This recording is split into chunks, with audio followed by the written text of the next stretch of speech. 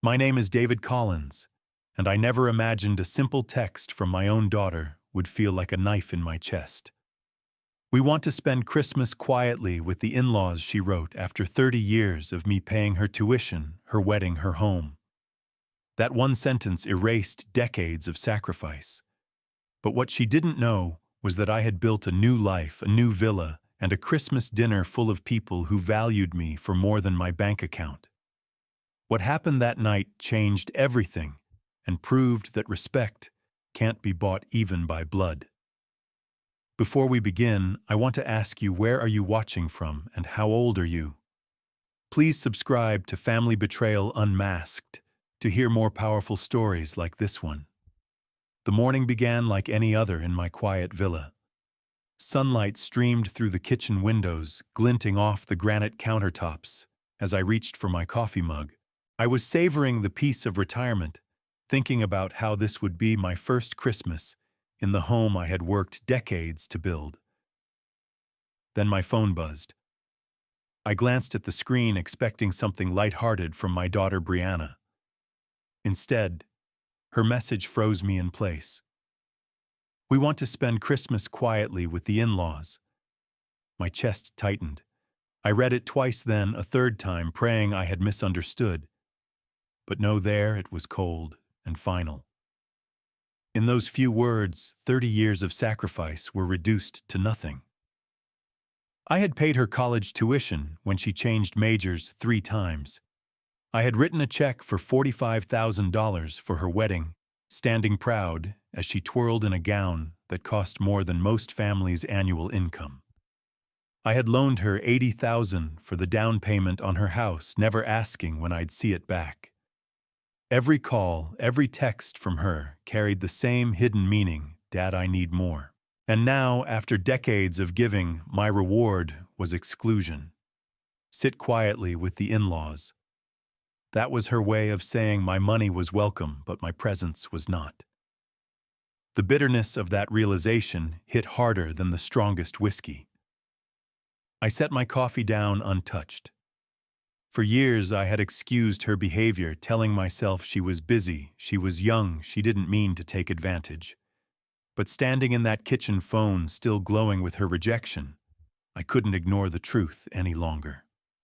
I walked to the wide windows overlooking my landscaped garden, trying to calm my racing thoughts. The villa had cost me $2.8 million, a reward I had finally given myself after decades of smart investments, late nights consulting, and bold risks in cryptocurrency and startups when everyone else called me crazy. This house wasn't just walls and glass. It was proof that my life's work had meant something. And yet here I stood alone, treated like a bank account with a heartbeat. My knuckles whitened around the phone. All the memories played like a cruel film: Brianna begging me to cover her credit card debt, asking for money for a vacation, pleading for help when her husband Cody fell behind on bills. I had always given. Always. Because that's what fathers do, or at least what I thought fathers were supposed to do. But where was the respect in return? Where was the gratitude? I whispered to myself, almost like a vow. Not anymore. It was the first time I had said those words out loud, and they felt strange on my tongue. But in that moment, I knew something had shifted. This Christmas would not be another year of me begging for a place at the table I had paid for. If Brianna didn't want me, then I would surround myself with people who did. People who saw me as more than a wallet. I pulled up my contacts list, my thumb hovering over the first name that came to mind: my brother Robert. If Brianna wanted a quiet Christmas, then I would show her what a true celebration looked like. I sat down heavily at the kitchen table, phone still in my hand, as a flood of memories poured over me. 30 years, it all came rushing back with brutal clarity. Every time Brianna had said, "Dad, I hate to ask," but I had braced myself for another withdrawal from my life, not just my wallet. Her college years were the beginning. $60,000 a year at Emory, and she switched majors 3 times. First psychology, then communications, then business. Each shift came with new books, new fees, and another "Daddy, I've found my true calling." I paid every bill without complaint, convincing myself it was an investment in her future. Looking back, it wasn't about her calling. It was about her knowing I'd always say yes. Then came the wedding. Brianna and Cody had wanted it to be perfect. I remember her eyes shining as she showed me brochures of venues and gowns. My contribution alone was $45,000, enough to buy a brand new car. Her mother's family managed a fruit tray and some polite smiles. Cody's parents gave their blessing, nothing more. And yet, when the music played and she danced in that white dress, all anyone saw was a beautiful bride. No one saw the father who had written check after check behind the curtain. The expenses didn't stop there. When she and Cody found a house, it was the perfect place, "Daddy, for when we have kids." $80,000 for the down payment. I wired the money without hesitation, imagining Christmas mornings with grandchildren running down those stairs. But the children never came, and the mortgage payments somehow still circled back to me.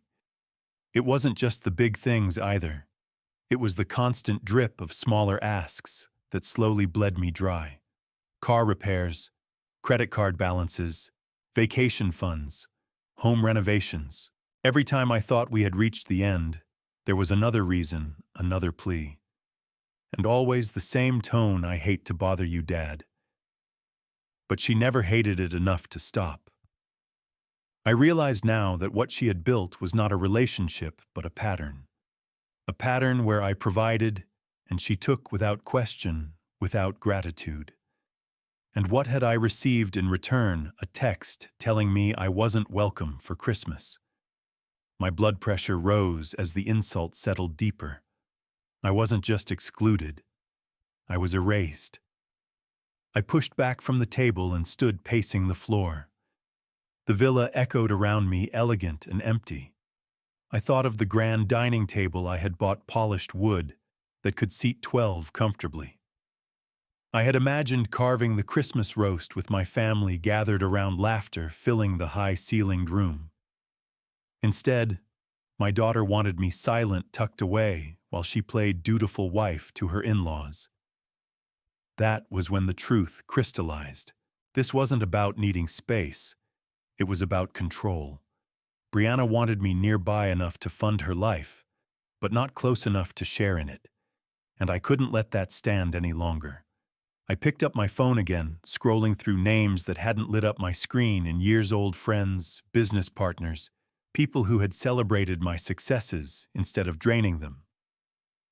A plan was forming in my mind, steady and sharp. This Christmas would be different. I wandered through the wide halls of my villa, my footsteps echoing on the polished marble floors. The place was magnificent, $2.8 million worth of architecture, design, and pride.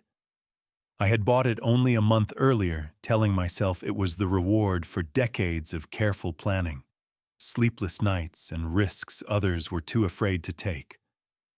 Every corner held meaning. The chef's kitchen with its double ovens and warming drawers wasn't just for cooking. It was meant for feasts, for laughter, for grandchildren tugging at my sleeves as I carved the roast. The formal dining room with its table long enough to seat 12 was supposed to be the setting where generations of Collins would gather every holiday. The entertainment room with its fireplace and floor-to-ceiling windows wasn't built for solitude. It was meant to hold warmth, conversation, and family stories passed down. And yet, as I stood there, the silence was deafening. What good was a villa if the people I bought it for didn't care whether I was in it? The truth burned in my chest. Brianna didn't see me as a father anymore. She saw me as a wallet, a resource, an account she could draw from without limit. And now that she had decided to spend Christmas with her in-laws, I was no longer even worth the performance of gratitude. I ran my hand along the back of one of the dining chairs, its mahogany polished to a mirror finish. I imagined what Christmas dinner could look like. The glasses clinking, the fire roaring, my friends and family marveling not at the cost of the home, but at the man who had built it. For decades I had wanted recognition, not for my money, but for my effort, my vision, my perseverance. Brianna never offered that, but others had. Names began to surface in my mind like old photographs. Robert, my brother, who had always seen through Brianna's manipulations, but held his tongue for my sake. Tom Richardson, my former business partner, who had stood by me when we closed the Samsung deal that netted us 7 figures. Patricia Webb, who had watched me take a startup public against all odds. These were people who had been witnesses to my journey. People who respected me for more than my bank account. For the first time in years, I felt a sense of possibility stir in me.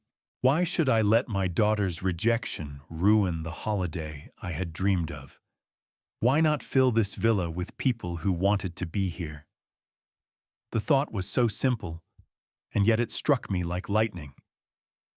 I straightened my shoulders and walked into my study, pulling out a yellow legal pad.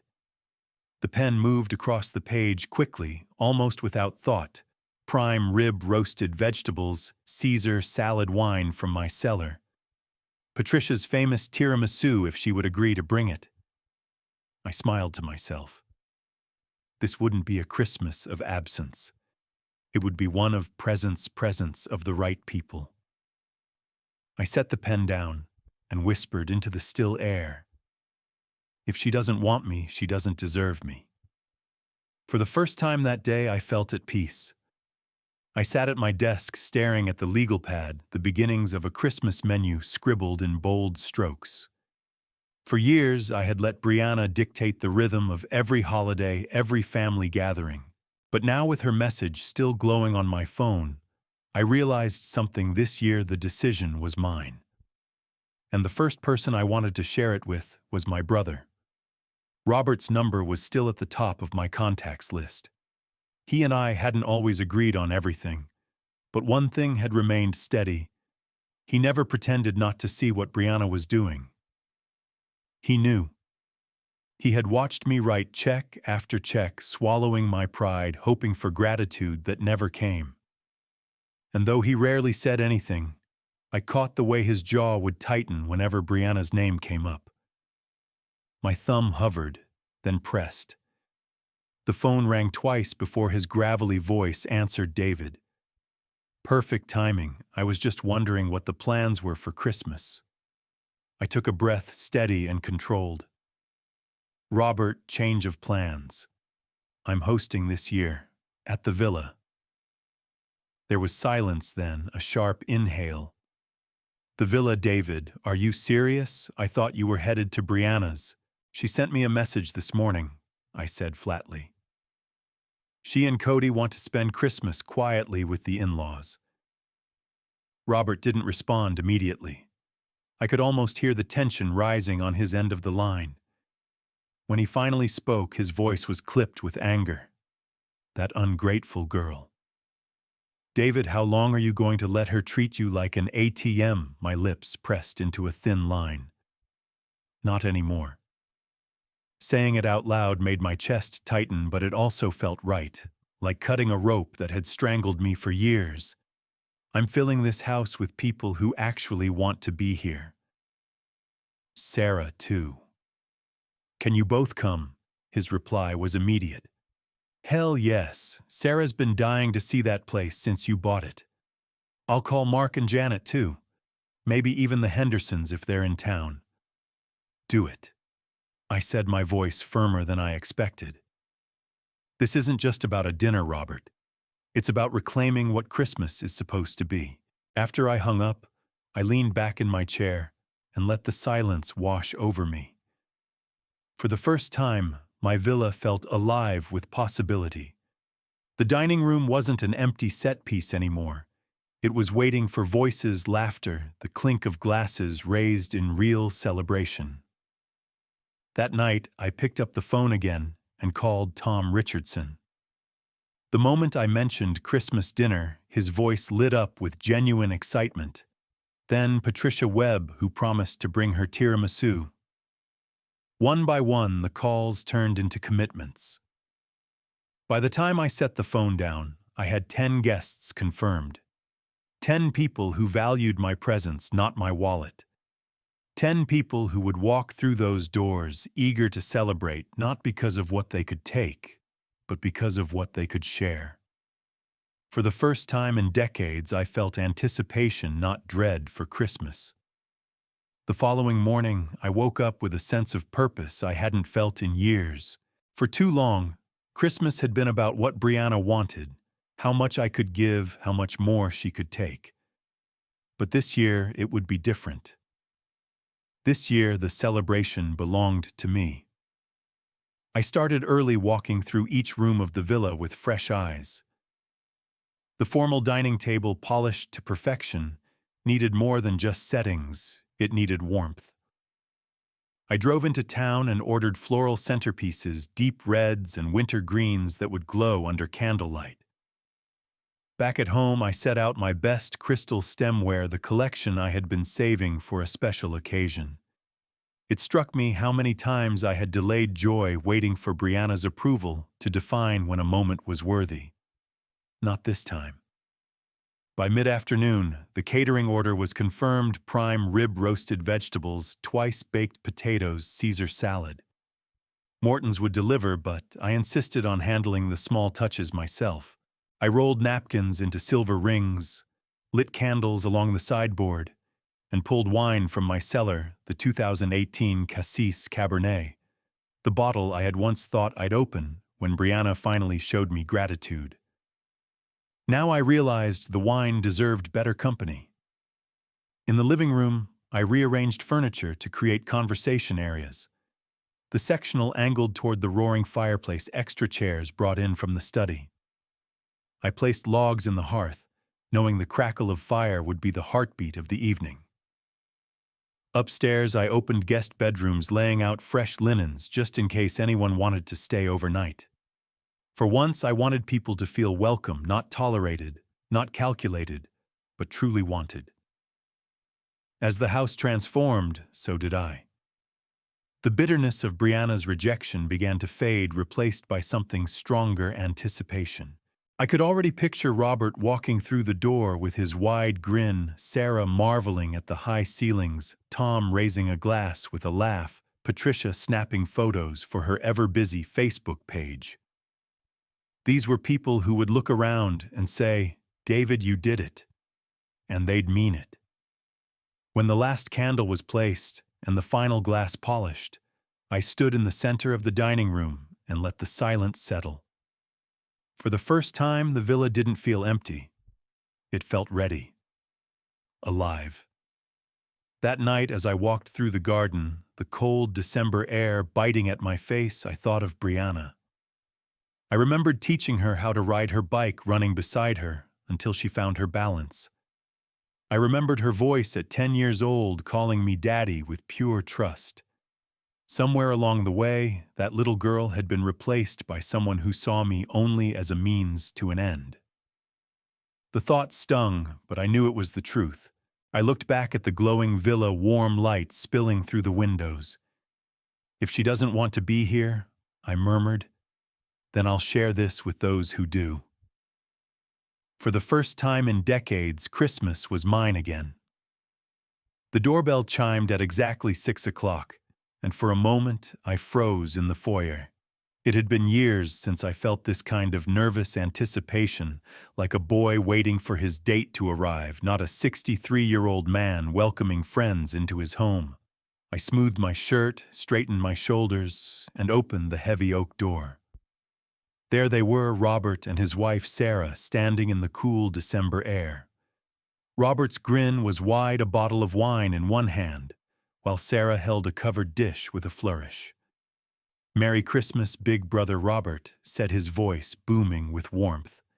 He stepped inside, his eyes immediately scanning the curved staircase, the chandelier, the wide-open living room beyond. "Good Lord, David. Photos don't do this place justice," Sarah gasped softly, her hand pressed to her chest. "It's like something out of Architectural Digest." The woodwork, the ceilings, David, it's beautiful. Their genuine awe felt like sunlight after years of gray skies. I had imagined Brianna walking through these halls with admiration, but in my heart, I knew she would have critiqued the curtains or questioned the cost. Robert and Sarah, though, saw the home for what it was, the fruit of a lifetime's labor. I took their coats, hung them in the entry closet, and guided them into the living room where the fire already crackled in the stone hearth. The scent of rosemary and roasted garlic wafted from the kitchen, filling the air with comfort. Sarah placed her dish on the sideboard, peeking around like a child in a candy store. This place was meant for a Christmas party, she said, and tonight it finally gets one. Robert clasped my shoulder firmly, his eyes catching mine. I'm proud of you, David, not just for this house, but for finally standing up for yourself. His words struck deep. He had been waiting for me to draw that line with Brianna for decades, and tonight was proof that I finally had. Before I could respond, the crunch of tires on gravel echoed outside. Through the tall foyer windows, headlights cut across the driveway. Another car door slammed. Sarah leaned closer to the glass. Looks like the Richardsons are here. A strange sense of excitement rippled through me. For the first time in years, people were arriving not because they wanted something from me, but because they wanted to be with me. This wasn't obligation, it was celebration. We moved toward the door together, laughter bubbling already between us. As I reached for the handle, I thought about how different this moment felt compared to that text message from Brianna. She had chosen absence, but these people chose presence. And in the end, presence mattered more. The door opened again, and the foyer filled with the sound of voices, greetings, and genuine cheer. My villa was no longer silent, it was alive. And for the first time, I believed Christmas had finally come home. The driveway filled quickly after Robert and Sarah's arrival. From the living room window, I watched the steady stream of headlights winding up the hill to the villa. Within minutes, the doorbell rang again, and I was greeting Tom and Linda Richardson. Tom carried himself with that same quiet confidence I remembered from our years as business partners. But the grin on his face tonight was pure excitement. Linda, dressed elegantly in deep green, stepped inside and looked around with wide eyes.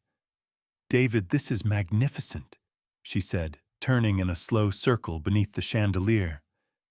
"When you said you'd bought a villa, I pictured something nice, maybe a little country place.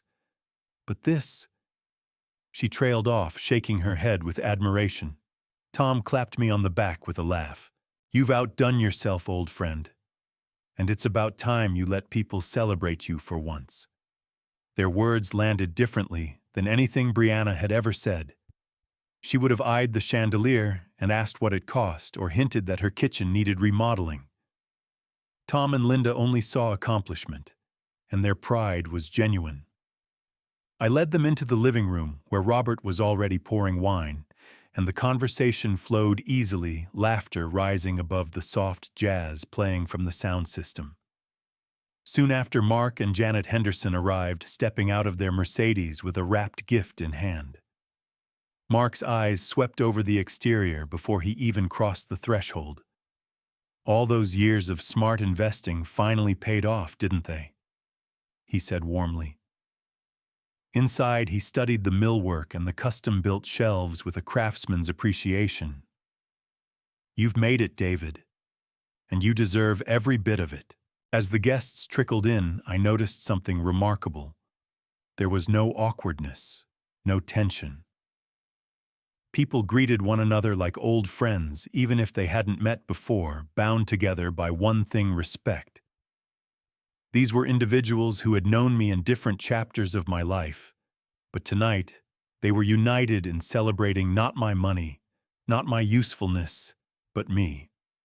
When Patricia Webb finally arrived, fashionably late as always, She carried her famous tiramisu like a trophy. The moment she stepped inside, she began snapping photos on her phone of the tree, the table settings, even of me standing beside the fire. "This needs to be shared," she said. "People should see what a man looks like when he builds a life worth celebrating." Her words caught me off guard. I had grown so used to being seen as a resource that I'd forgotten what it felt like to be seen as a person. And as I looked around the room at Robert pouring another round of wine, at Linda laughing with Sarah by the fire, at Mark leaning in to tell a story, I realized that this right here was the family I had always deserved. The house, once echoing and empty, now pulsed with warmth. Every smile, every laugh, every handshake filled the rooms with the kind of energy I had once hoped to feel from Brianna. But she had chosen distance, and these people had chosen closeness. And the difference couldn't have been clearer. By the time everyone had arrived, the villa had transformed into something I had only imagined in quiet daydreams. The fire glowed and the hearth candles flickered along the dining table, and the smell of prime rib and rosemary drifted through the air like a promise. I stood in the middle of the living room for a moment, taking it all in, the coats draped over chairs, the glasses clinking, the hum of conversation. For the first time in decades, my home was alive. "Dinner is ready," I announced, motioning toward the dining room. The guests flowed in, voices warm, laughter bubbling. The long table, once intimidating in its emptiness, now gleamed under crystal and silver.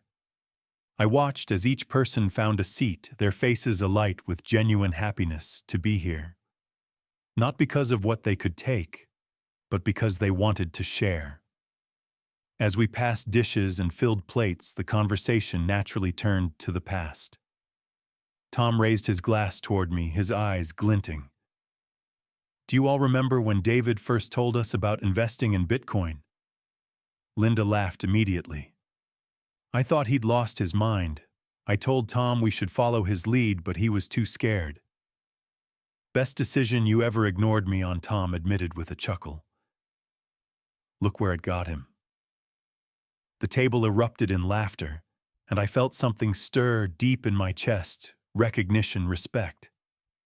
It had been so long since I had felt truly seen for my vision, my risks, my perseverance. With Brianna, the conversation had always been about what I could provide next. With these friends, it was about what I had built. Patricia leaned across the table, smiling. "Do you remember that startup you backed in 2015? Everyone thought it would flop. I'll never forget the day it went public. You were glowing." I shook my head modestly, but her words warmed me. "It wasn't just luck," I said. "It was believing when others didn't." Robert raised his glass, then his tone steady and proud. "To my brother David, who never lost faith in himself, even when the rest of us couldn't see the vision. And to this beautiful home, where he finally gets the Christmas celebration he deserves." The glasses clinked, and for a long moment I couldn't speak. Emotion caught in my throat. For years I had let Brianna dictate whether I felt included, whether I felt valued. And yet here was proof I hadn't needed her permission. Respect didn't come from blood. It came from the people who recognized your worth. As dinner carried on, the warmth only grew. Stories overlapped, laughter echoed against the vaulted ceilings, and I felt lighter than I had in decades. Looking around, I realized this was the Christmas I had always wanted, not one built on obligation or manipulation, but on genuine connection. For once, I wasn't a bank account with a heartbeat. I was a man, a brother, a friend, and for the first time in 30 years, that was enough. As the plates emptied and the fire roared higher, I leaned back in my chair and simply listened.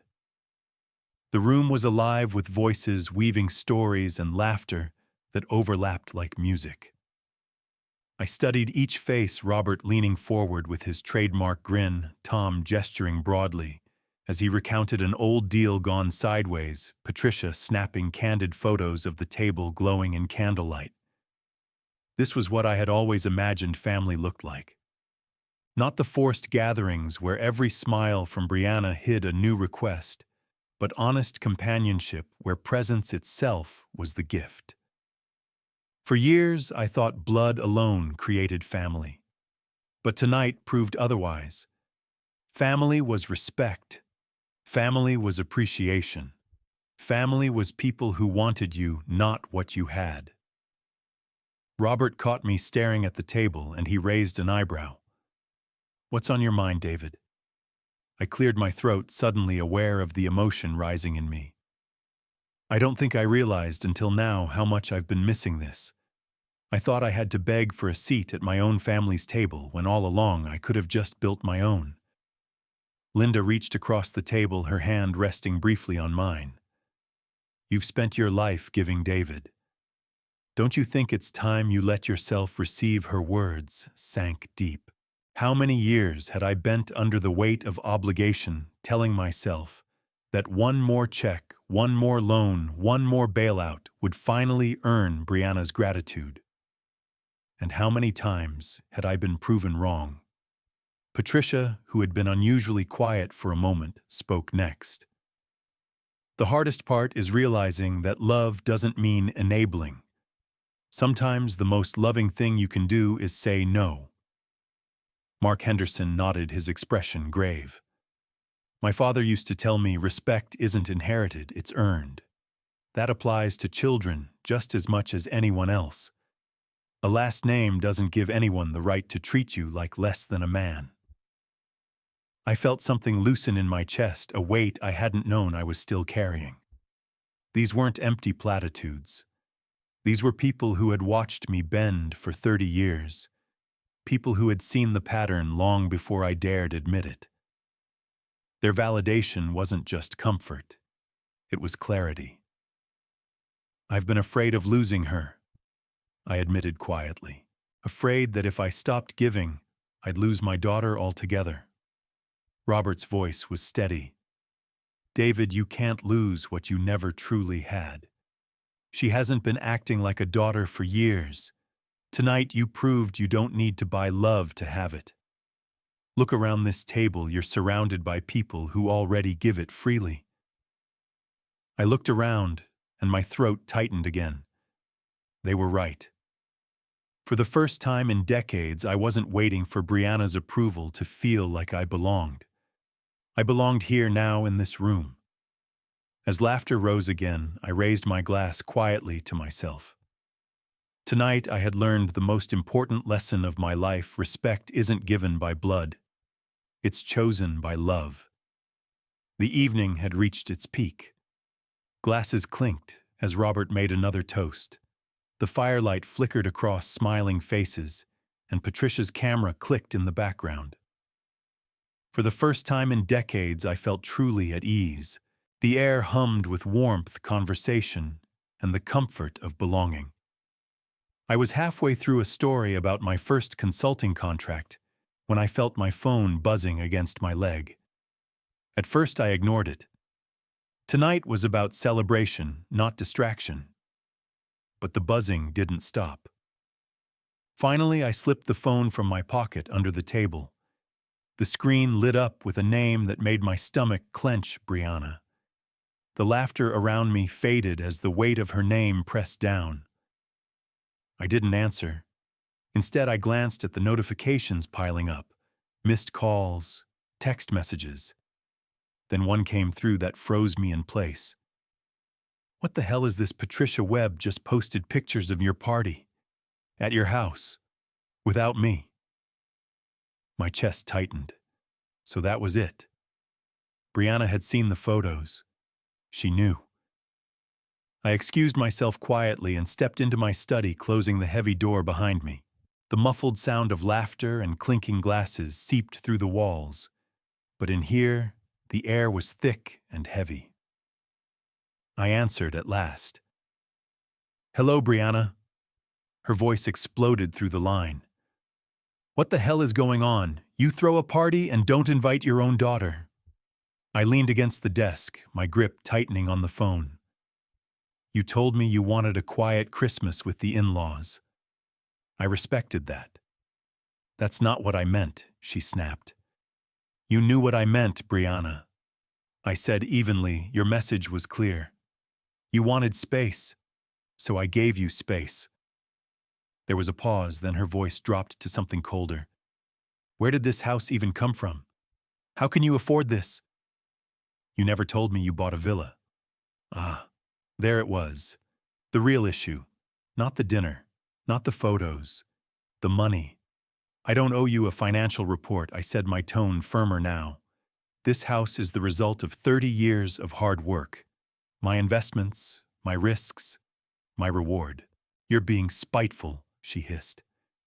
This is because I can't come to dinner one time. No, I said quietly, my voice steady. This is because for 30 years, every conversation we've had has started with what you need from me. Not once have you asked what I need from you. Her breathing came hard through the line, a sharp hiss of frustration. Then the words that would haunt the night spilled out. This isn't over, Dad. The call ended abruptly. I stared at the silent phone in my hand, the glow of the screen fading to black. Through the door, laughter and warmth carried on, oblivious to the storm that had just been set in motion.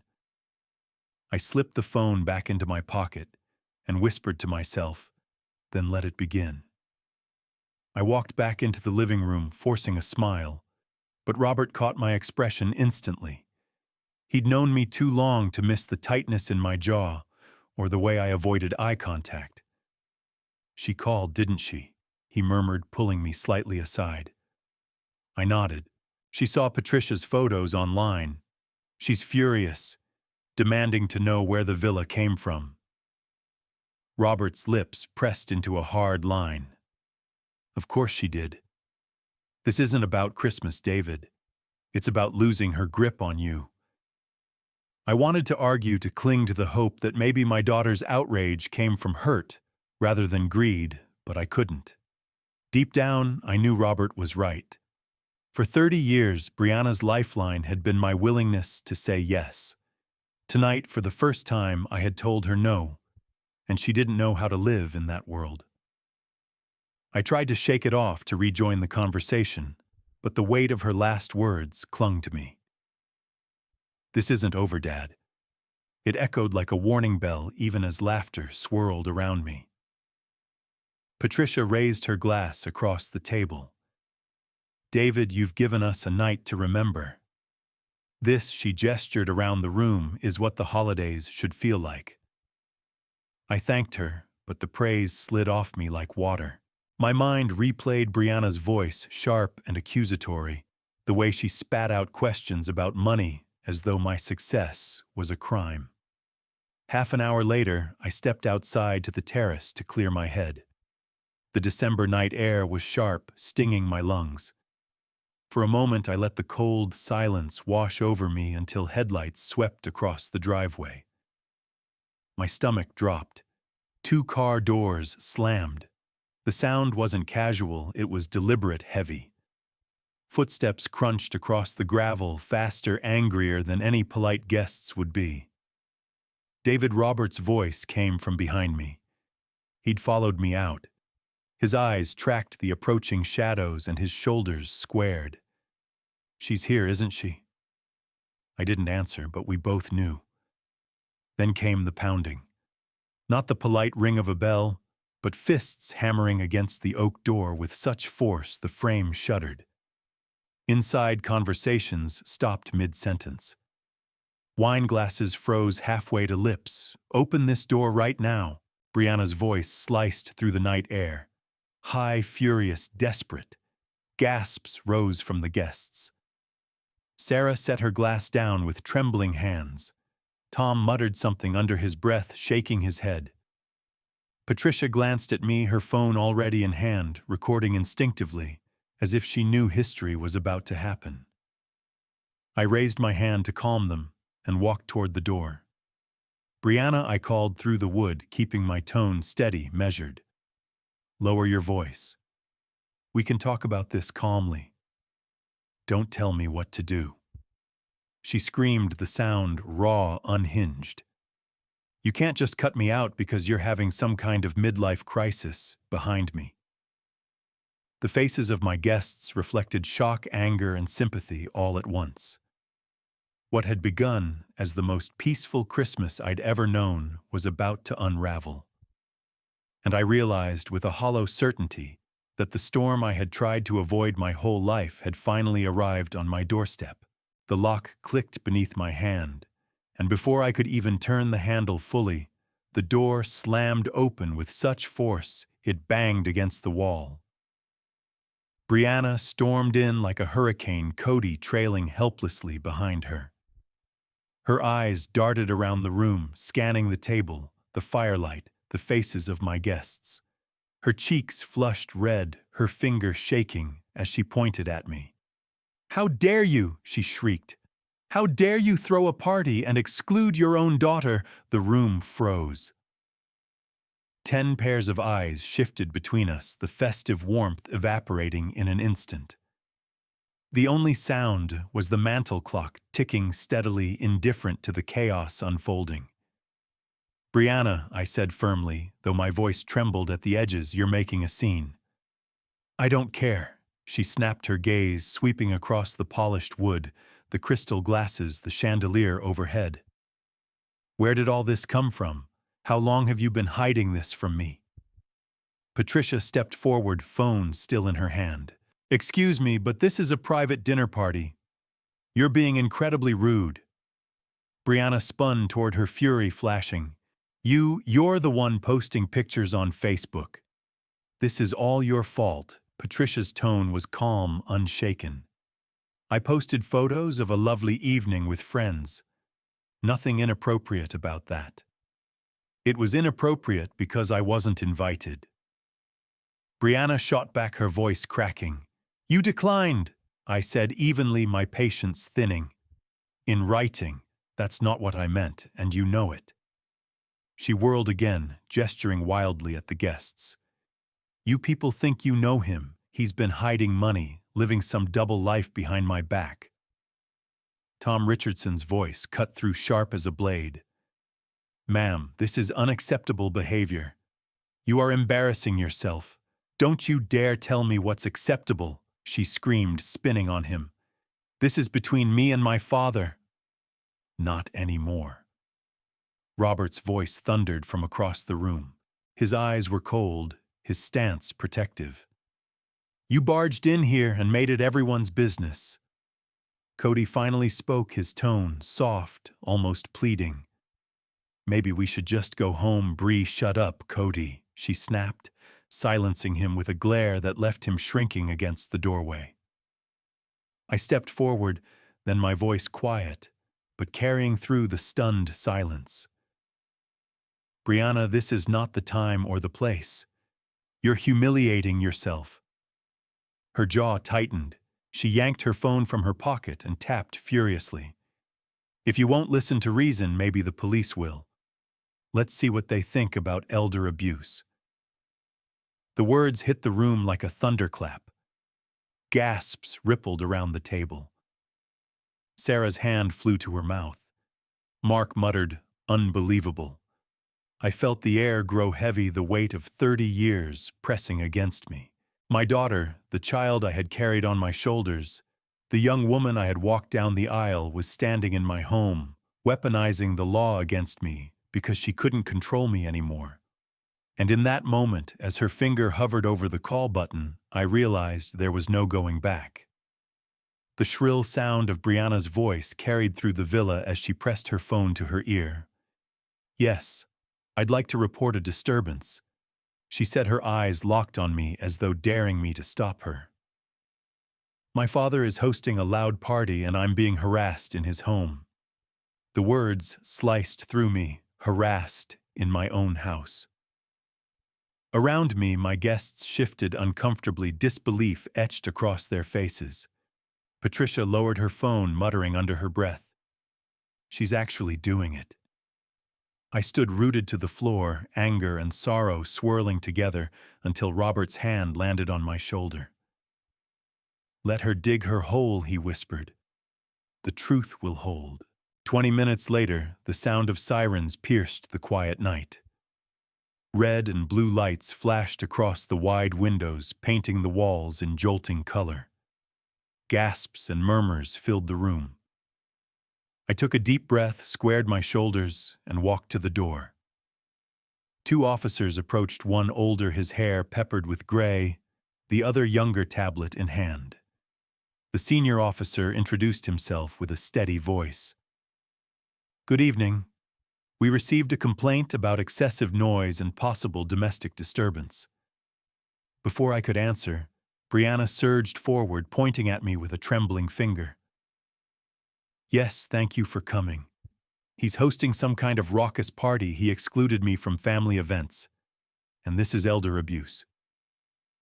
The officer's brow furrowed slightly as his gaze swept over the scene behind me. Well-dressed men and women in their 60s and 70s, glasses of wine in hand, a fire crackling softly in the hearth.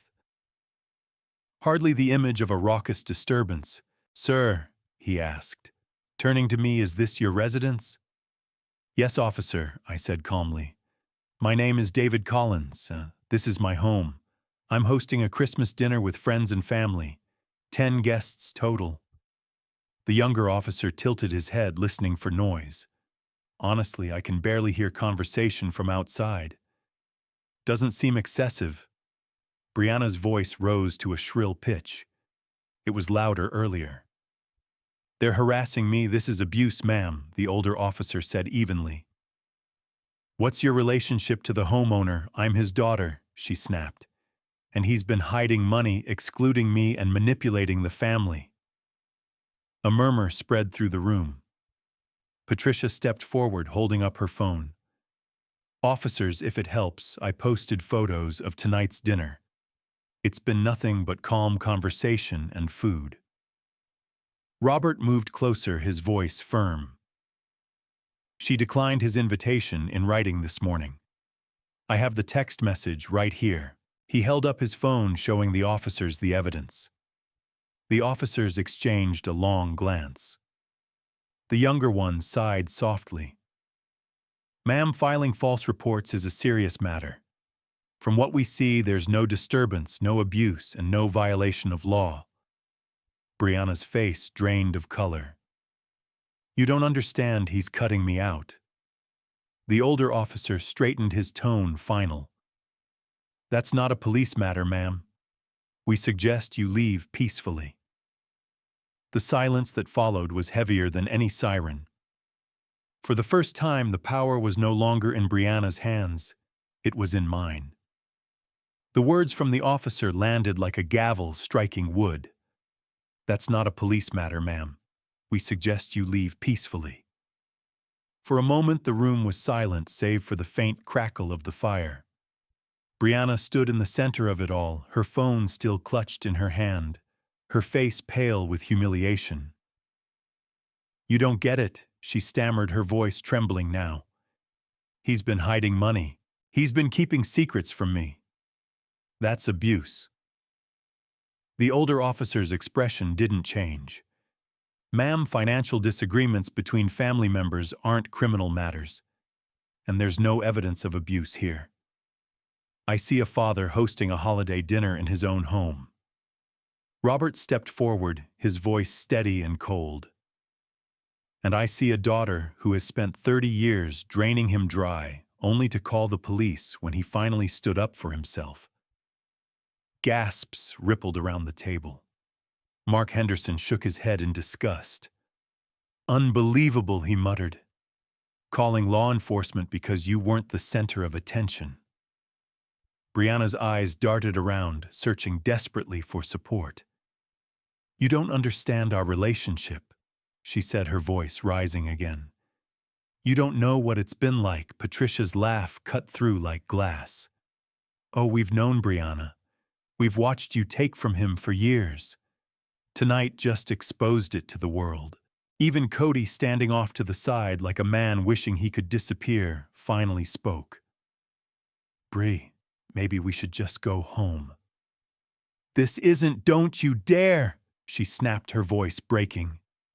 You're supposed to be on my side. The younger officer closed his tablet with a decisive snap. We're not going to escalate this further. Sir, he turned to me. You're within your rights to continue your evening without interruption.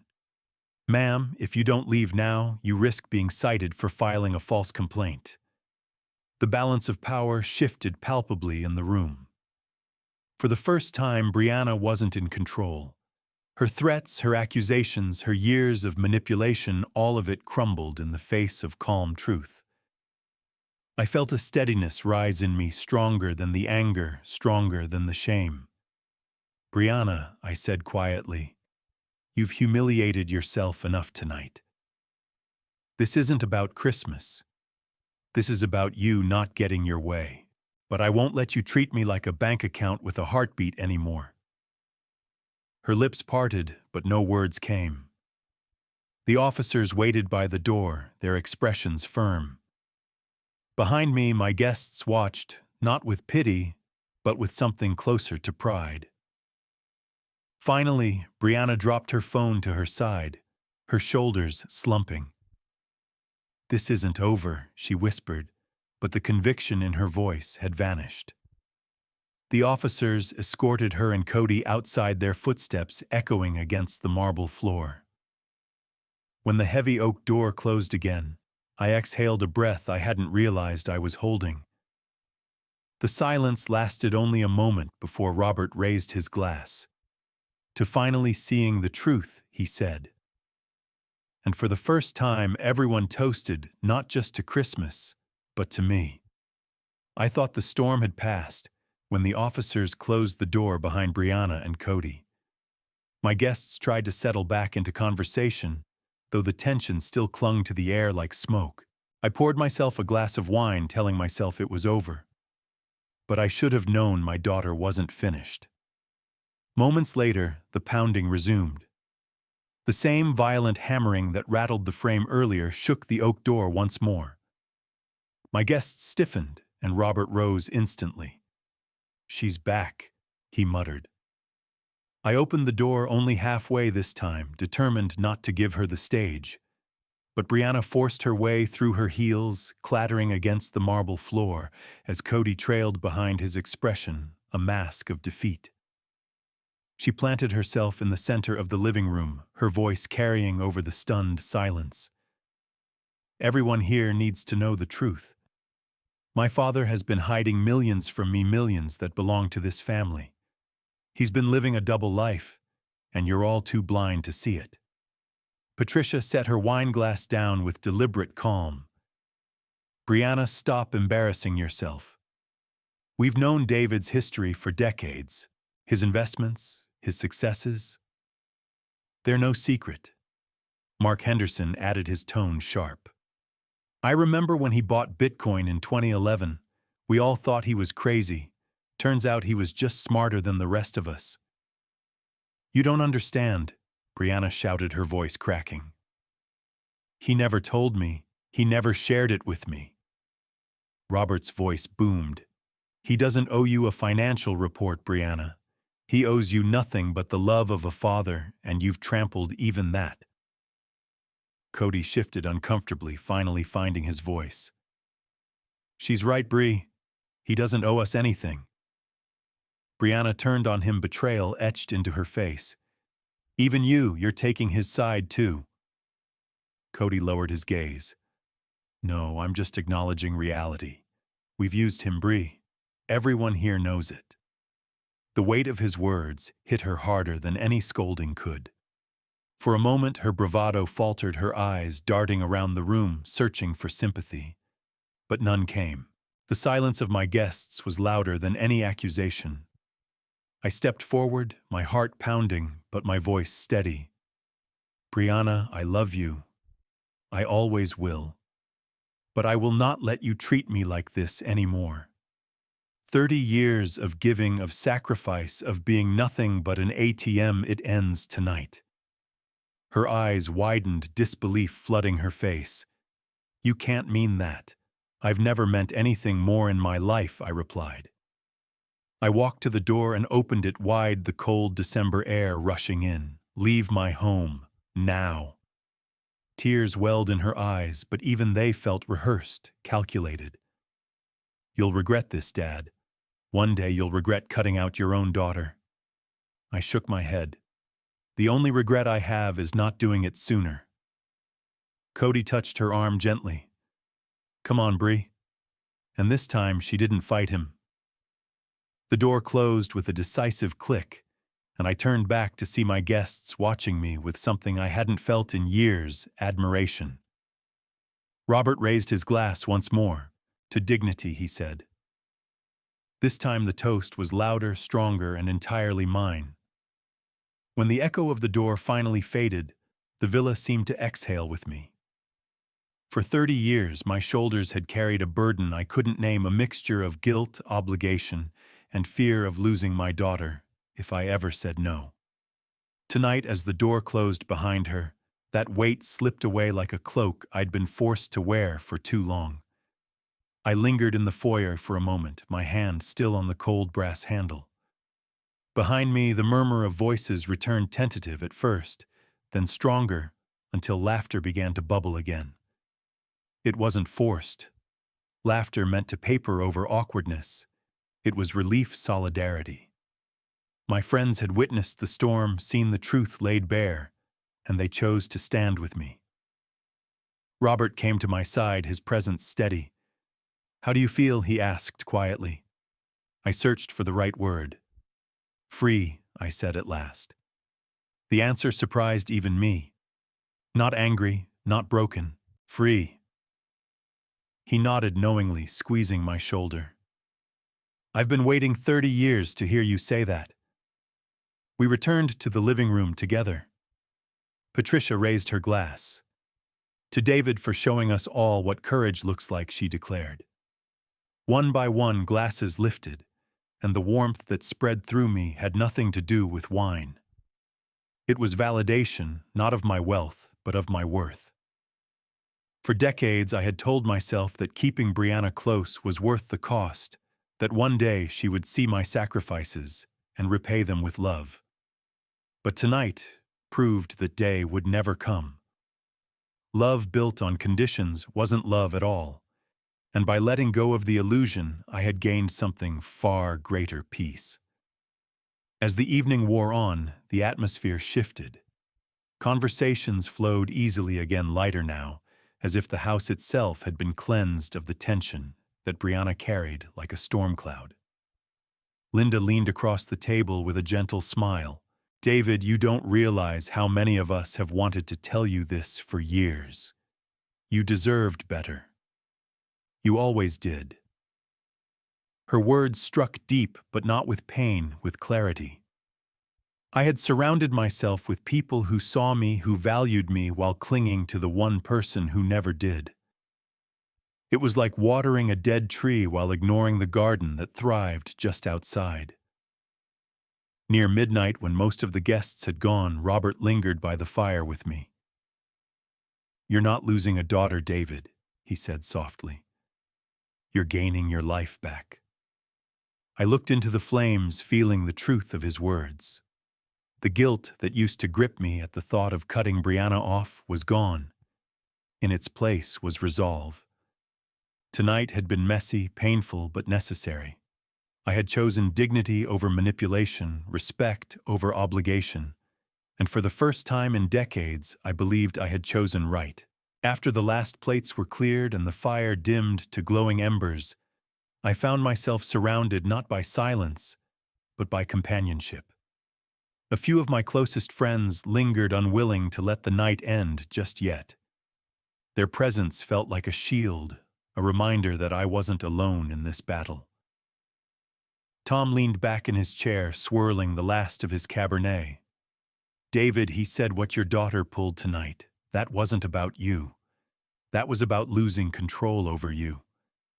People like that only panic when they realize the leash has snapped. Linda nodded firmly. And you did the right thing. Drawing boundaries isn't cruelty, it's survival. Their words seeped into me like medicine. For years, I'd lived under the illusion that saying no was selfish, that love meant sacrifice without limit. But tonight, as I replayed Brianna's tantrum, the accusations, the lies, even the police, I realized how warped that logic had been. Patricia set her phone aside and leaned forward. "You know, my brother tried the same thing with me," she confessed. "Called me heartless when I stopped paying his bills at 45 years old. He disappeared for 6 months. And when he came back, he finally had a job. Sometimes the most loving thing we can do is force them to stand on their own feet." Robert's voice carried the final note of truth. "David, you've spent 30 years enabling her. You've been father banker's safety net. She never had to grow because you never let her face the ground. Tonight wasn't the end, it was the beginning. The beginning of her learning and the beginning of your freedom." I let their words sink in. My heart, still raw from the confrontation, felt lighter with every affirmation. These people didn't pity me, they respected me for finally standing up. It was a respect I hadn't felt in my own family for decades. As the night stretched into early morning, we spoke about the future. Sarah suggested I host New Year's Eve here, a celebration of new beginnings. Patricia chimed in with plans for my upcoming birthday in March. "It's time you celebrated yourself," she said with conviction. I pictured it, this villa filled not with demands and tension, but with laughter, music, and people who valued me for who I was. For the first time, I didn't see my future shackled to Brianna's needs. I saw it open wide and full of possibility. Travel, new friendships, a life built on choice, not obligation. When my friends finally gathered their coats and said their goodbyes, the embraces lingered longer than usual. "We're your real family," David Robert whispered, before stepping into the cold night. "Don't ever forget that." As I closed the door behind them, I stood in the quiet villa, the faint scent of wood smoke still hanging in the air. The weight I once carried had been replaced with something far stronger: resolve. For the first time in 30 years, I wasn't bracing for Brianna's next call. I was ready to answer my own. The last taillights disappeared down the drive, and the house settled into stillness. For years, I had dreaded silence. It always meant waiting for Brianna's next request, the calm before another storm of bills, repairs, or emergencies that somehow always landed in my lap. But tonight, the silence felt different. It wasn't empty. It was clean, peaceful, almost sacred. I walked through the villa, slowly pausing in each room. The dining table still held the faint glow of candle wax glasses pushed aside where friends had toasted my courage. The living room carried the scent of smoke and laughter, the fire's ashes softening into embers. Every corner whispered not of loss, but of presence, the kind of presence I had longed for but never found in Brianna. In the kitchen, I poured myself a final glass of wine. My hand was steady, no longer trembling with anger or grief. I sat by the window overlooking the garden, the frost glittering under the moonlight, and let the weight of the evening sink in. I thought of Brianna, not the woman who barged into my home tonight, but the little girl who once clutched my hand crossing the street, who called me daddy with unshakable trust. Somewhere along the way, that little girl had been replaced by someone who measured love in dollars and saw respect as something owed, not earned. The realization was sharp, but it wasn't despairing. It was clarifying. I couldn't change her. I couldn't rewrite 30 years. But I could choose what came next. I opened my phone and scrolled through the last string of messages from her, each one another demand. "Dad, can you help with the car? Dad, Cody's behind on payments again. Dad, we're short on the mortgage this month." Not once did she ask how I was. Not once did she thank me without following it with another request. I deleted the thread. The screen went blank, and for the first time in decades I felt no guilt. only release. As midnight slipped toward morning, I found myself sketching on a yellow pad again, not a menu this time, but possibilities. A river cruise through Europe, a vineyard tour in Tuscany, a summer in the Rockies. I could almost hear Brianna scoffing, calling it frivolous, insisting the money would be better spent for the family. But tonight proved something undeniable. I was family. My well-being, my joy, my dignity, they mattered. The embers in the fireplace hissed softly, as if in agreement. I raised my glass, whispering into the quiet, "Here's to me." For the first time in 30 years, I wasn't afraid of the silence. I welcomed it. It didn't mean abandonment anymore, it meant freedom. And as I climbed the stairs to my bedroom, the villa no longer felt like a lonely fortress. It felt like the home of a man who had finally reclaimed his life. I woke the next morning to a light pouring through the eastern windows, the kind of golden glow that made the villa look almost new again. For a moment I lay in bed, expecting the familiar knot of anxiety in my chest. The thought of what Brianna might demand today, what check I'd have to write, to keep the peace. But the knot never came. Instead, there was stillness. I brewed a pot of coffee and carried it onto the terrace. The December air was sharp, but it carried with it the scent of pine and frost, clean and honest.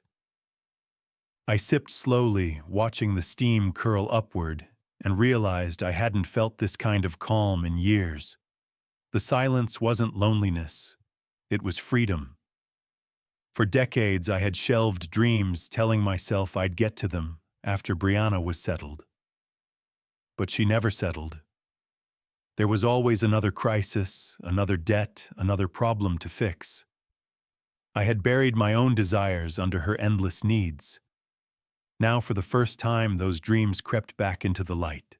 I pulled out the same yellow legal pad from the night before and began to write, not with obligation this time, but with curiosity. Ireland St. Patrick's Day, Tuscany wine harvest, Paris cooking class, Alaska fishing trip. Each word felt like unlocking a door I had kept sealed for too long.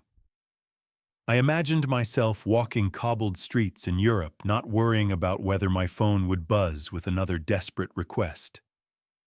I pictured sitting on a vineyard terrace with a glass of wine that I poured for myself, because I wanted it, not because someone else expected me to fund it. I thought about standing on a boat in Alaskan waters, the air biting my hands firm on the line, not to prove anything to anyone, but to feel alive again. Even closer to home, possibilities emerged. Hosting New Year's Eve with my friends, true family, filling this villa with laughter again.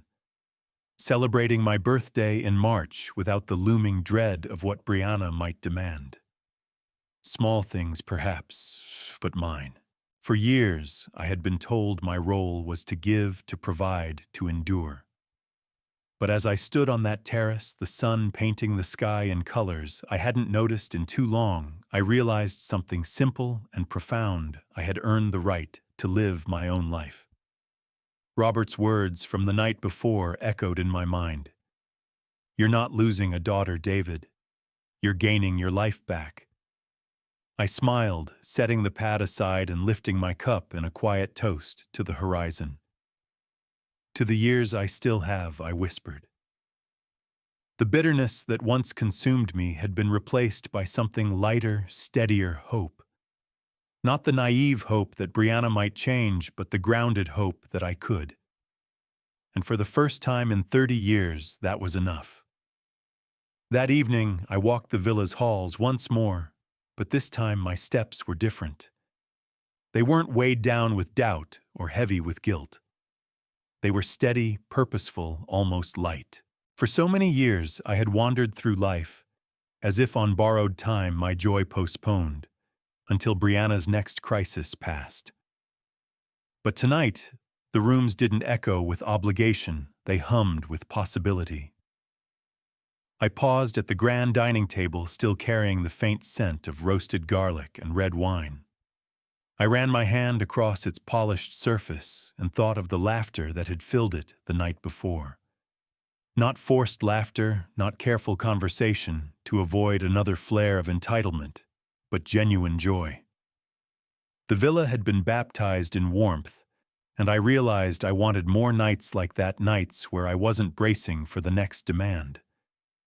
In the living room, the fireplace still held ashes from the logs that had burned through Christmas Eve. I crouched and stirred the embers with the poker. A small flame flickered back to life, stubborn, resilient. I smiled at it. That flame was me. I thought again of Brianna, her voice shrill, her accusations wild. Elder abuse, hidden money, betrayal. She had thrown every weapon she could grasp, but none of it landed anymore. Because the truth was simple, I no longer lived under her control. For the first time, I had chosen myself. And it wasn't just about me, it was about reclaiming the meaning of family. Family wasn't someone who bled you dry and called it love. Family was Robert standing beside me with a steady hand on my shoulder. Family was Patricia defending me with a calm fierceness. Family was Tom and Linda raising glasses not to my wallet, but to my courage. I poured a final glass of wine from the cellar, the 2018 Cassis Cabernet I had once saved for a special moment.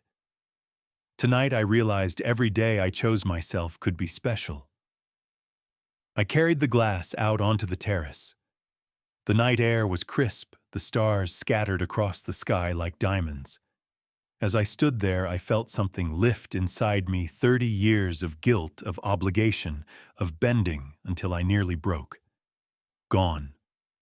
What remained was peace.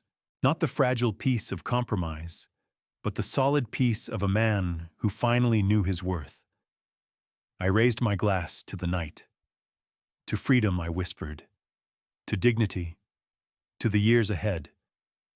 The villa behind me glowed with quiet strength. It no longer felt like a monument to prove something to Brianna. It felt like mine. Truly mine. And as I drained the glass, I knew one thing with absolute certainty: Christmas would never again be about who demanded the most. It would be about who showed up with love. And for the rest of my life, that was the only kind of family I would welcome through my door.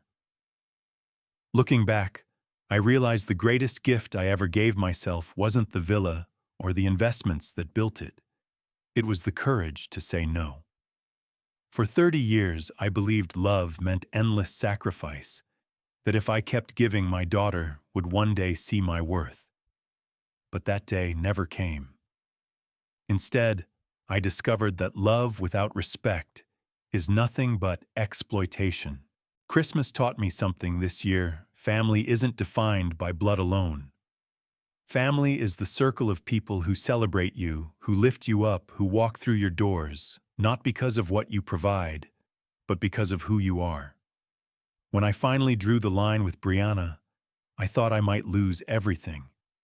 Instead, I gained freedom, dignity, and peace. And maybe that's the lesson I want to leave with you. If you're a parent still carrying the weight of being taken for granted, ask yourself, are you really keeping the family together? Or are you letting yourself be torn apart? Sometimes the most loving thing you can do is protect your own worth. Have you ever faced a moment where you had to set boundaries with your family? How did you handle it? Share your story in the comments below. If this story meant something to you, please like, subscribe, and share. Thank you for listening, and remember, the truest respect you'll ever receive is the kind you demand for yourself.